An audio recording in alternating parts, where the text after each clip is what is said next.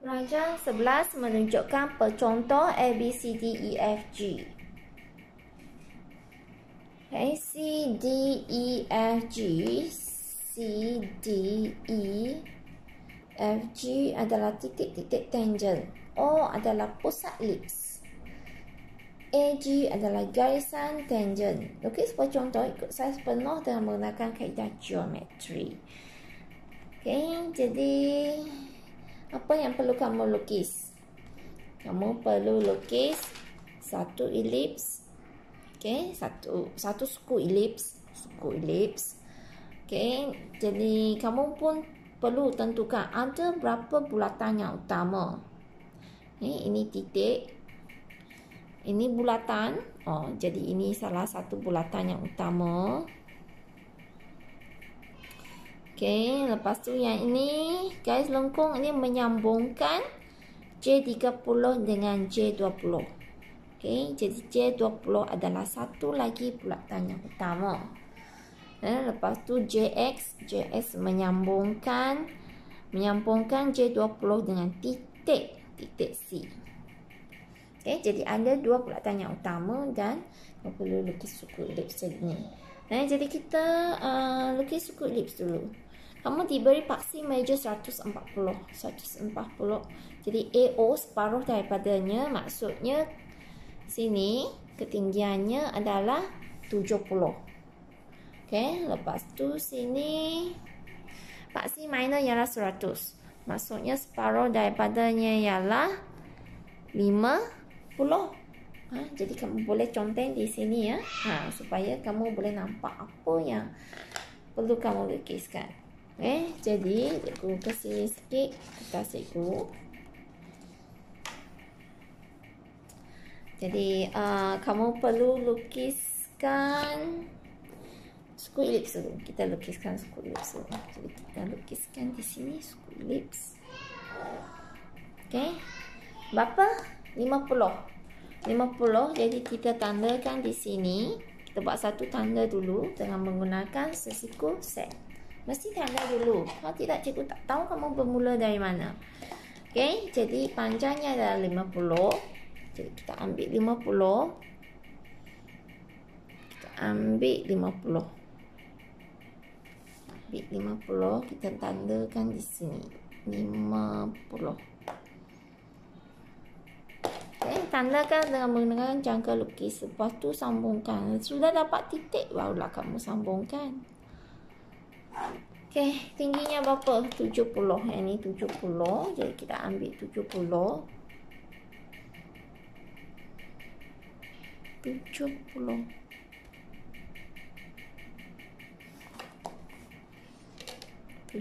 Kita buat satu tanda di sini. Okay. Jadi kita ada ni dan ni. Jadi kita boleh bina elips. Elips senang saja, suku saja kan. Jadi ini yang minor. Mana major? Yang panjang ini adalah major. Cikgu sengaja tinggalkan satu ruang di sini supaya cikgu tak confuse. Cikgu tak confuse mana satu major, mana satu minor. Jadi yang cacat ini mestilah yang minor. Jadi kita lukiskan dua garis. Ingat, gunakan sesiku set 60-30 sebab kita nak lukiskan sudut 60 dan juga sudut 30.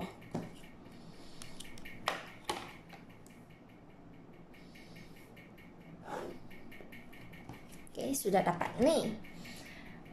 Yang sentuh dengan bulatan luar, yang sentuh dengan bulatan major akan selari dengan minor. Akan selari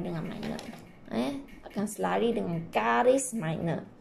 Jadi yang sentuh garisan luar ni akan berselari dengan garis minor. Ini garis minor, mesti berselari. Jadi yang sentuh di sini berselari dengan garis minor. Dapat Lepas tu yang sentuh dengan bulatan yang dalam ini, yang sentuh dengan bulatan minor ni akan berselari dengan paksi major. Okay, kita sambungkan. Sudah dapat titik persilangan. Tak perlu buat satu titik-titik di sini ya. Kamu perlu tahu. Sambungkan mana saja. Gunakan pembaris lengkung. Jadi kamu boleh ajar sendiri. Cikgu mendapati ini pembaris ini lebih mudah digunakan. Tapi bila kamu lukis, kamu kena ajarlah sampai dapat garisan yang tepat. Sekarang cikgu nak cepat, jadi tak semestinya garisan cikgu boleh melalui semua titik. Garisan awak mesti melalui semua titik. Okey. Jadi seterusnya kita kena lukiskan bulatan meja. Kamu nak lukiskan mana satu dulu? Atas ke bawah? Kita buat atas dulu. Okey, lihat di sini. Ke sini 70. Ke bawah 55. Ke sini 70. Jadi kita buat ke sini 70. Ke sini 70. Okey, ambil ni ke sini 70.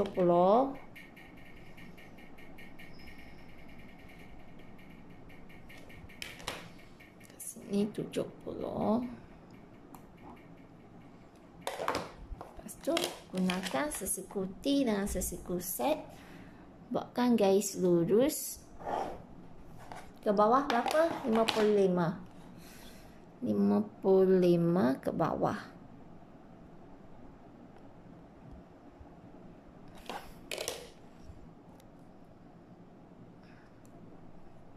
X. Okey, sudah dapat. Titik ini. Titik ini merupakan pusat ni. J30, kita lukiskan J30. J30.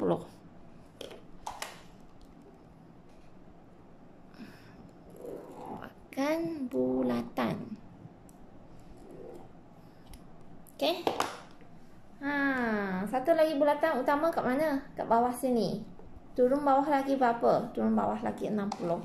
Kita panjangkan garis sini. Garis sini tak cukup panjang. 60.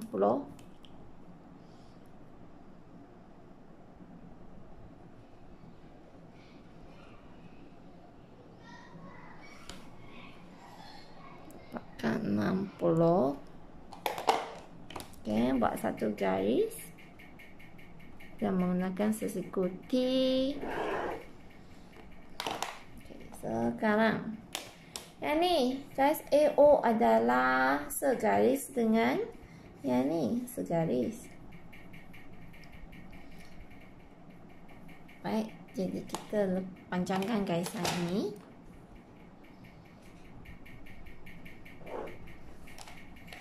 Berapa? J20. Kita ambil J20.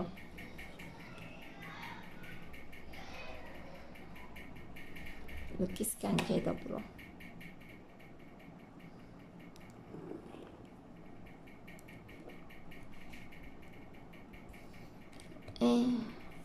Punya ni macam dah lari, betul ke? Yalah, lari sikit. Jadi kamu perlu pegang. Cikgu suka badam dengan sebab cikgu guna pen. Bila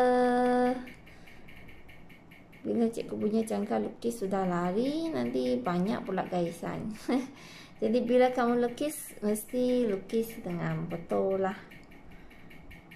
Okey, tak dapat pandang gitu. Cikgu lukis menggunakan pen. Okey, jadi cikgu sudah dapat dua bulatan yang utama. Yang ni kamu lukis elok sikit lah. Jangan ikut cikgu. Sebab cikgu guna pen tak dapat padam. Padam tak boleh padam. Okay, jadi yang pertama kita buat yang atas dulu. Kita buat dari atas dulu. Jadi sudah ada bulatan ini. Sekarang kita nak sambungkan bulatan ini dengan titik A. Kamu diberi titik A. Ini titik A. Jadi kita labelkan titik A. Ini titik B. Mana titik C? Boleh kita labelkan titik C. Titik C 15 ke sebelah kiri. Okay, 15. Kita ambil 15.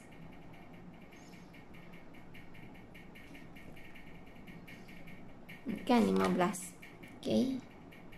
Dari B 15. Jangka lukis cikgu macam tak stabil. Ini. 15. Ini 15. Kat sini ya. Kan ni. Cikgu guna pen, cikgu tak apa padam. Betul tak 15? Okey. Jadi kaedah yang mana yang perlu gunakan? Sambungkan bulatan dengan titik. Sambungkan bulatan dengan titik. Kamu boleh rujuk balik muka surat 43 soalan 15. Soalan yang ini. Betul kan? Bulatan dengan satu titik. Jadi kamu buatkan separuh bulatan dekat arah yang kamu nak. Jadi titik yang bersilang ni adalah titik tangent. Jadi kita perlu cekkan titik G dulu. Titik G adalah titik tangent. Jadi ini bulatan dengan titik. Kita sambungkan dulu. Kita sambungkan terlebih dahulu pusat dengan titik A. Pusat dengan titik A. Lepas tu kita bahagi dua. Kita dapatkan titik tengah supaya kita boleh lukiskan bulatan. Boleh kita lukiskan separuh bulatan. Dapatkan titik tengah. Okey, dari sini kita boleh lukiskan separuh bulatan yang menyentuh sini dan menyentuh pusat bulatan. Okey, jadi titik yang bersilang ini kita sambung dengan titik A. Titik yang bersilang ini adalah titik tangent G. Titik persilangan ini adalah titik tangent G. Jadi kita sambungkan titik persilangan ini dengan titik A. Okey, kita sudah dapat AG. Sekarang kita nak sambungkan bulatan J30 dengan bulatan J20. Apakah kaedah yang digunakan? Kaedah yang kamu pernah guna ini. Okey. Dua bulatan kita nak lukiskan satu lengkung. Okey. Jadi dua bulatan kita nak lukiskan satu lengkung. Okey, macam ni. Jadi kita kena gunakan operasi tolak. Jadi sebelah sini bulatan yang ini 30. Jadi maksudnya 80 tolak dengan 30. 80 tolak 30 berapa? 50. Jadi kita ambil 50.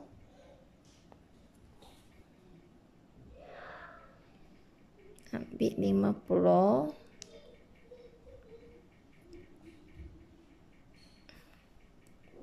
Buat satu lengkung. Sebab kita nak buat lengkung di sini.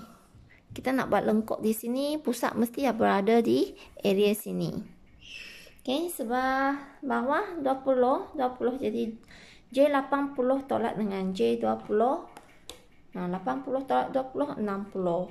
Kita ambil 60.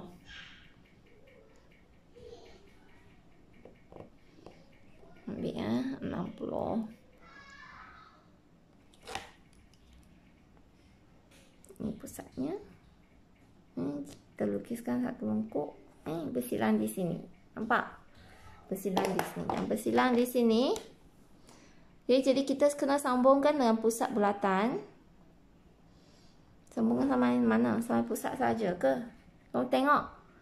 Kita nak dapatkan titik tangent. Kita nak dapatkan E. E berada di bawah. Jadi kita mesti lukis sampai ke bawah. Okey, sekarang sini pula. Okey, jadi titik persilangan ni mesti sambung dengan pusat. Sambung dengan pusat. Persilangan sambung dengan pusat. Sampai mana? Sampai sini ke? Kau tengok F di sini. Jadi kita kena dapatkan F. Okey, jadi kita kena sambung sampai ujungnya. Kita nak dapatkan titik F. Jadi ini F dan ini E. Okey. Jadi boleh tak kamu buat lengkung J80? Gunakan pensil HB terus gaisan objek. Ni kita sambung terus dengan gaisan objek. Dari sini ke sini, mesti akan sentuh titik E. B akan sentuh titik E. Jadi kita sambungkan pensel HB.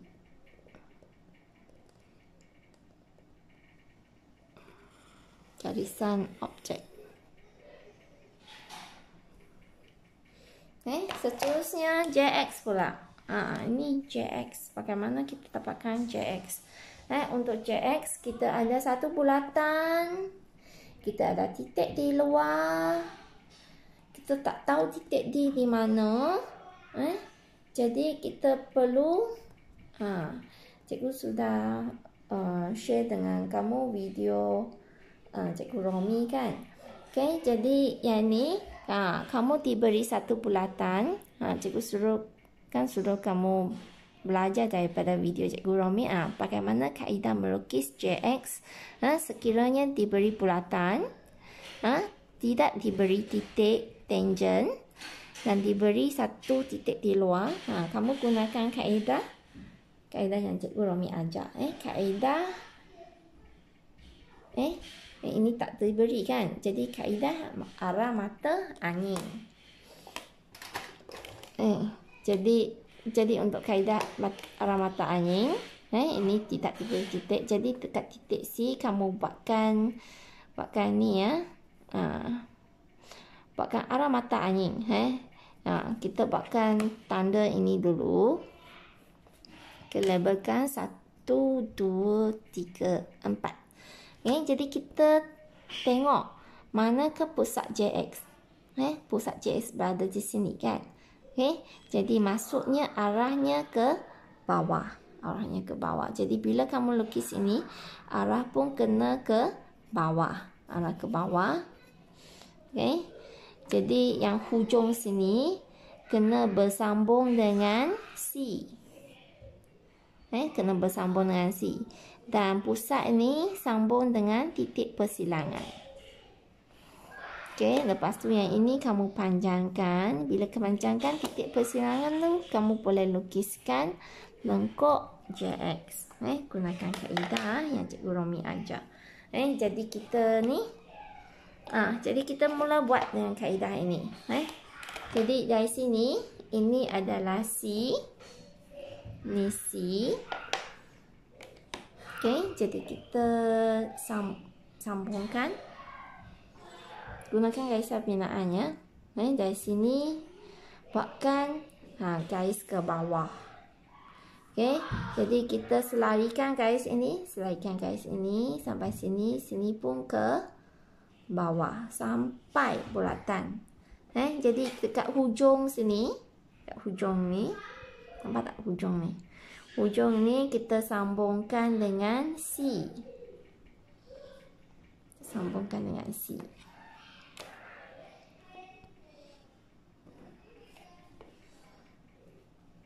Lepas tu yang pusat ni kita sambungkan ni. Kita sambungkan dengan sini ya. Kita sambungkan dengan titik persilangan yang kamu dapat tadi. Jadi kamu dapat titik persilangan ini. Dari titik persilangan ini kamu boleh buatkan lengkuk. Jejarinya berapa? Dari sini sepatutnya boleh sentuh sini. Jadi dari sini kita buatkan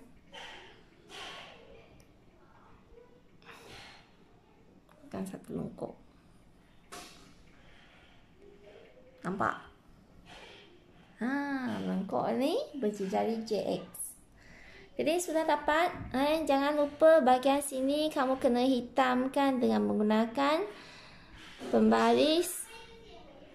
Bukan pembaris pula. Pensel HB. Sini perlu buat garisan objek. Pastikan bahagian ini dihitamkan. Dekat sini kita sambungkan. Kita kena sambungkan dengan garisan objek.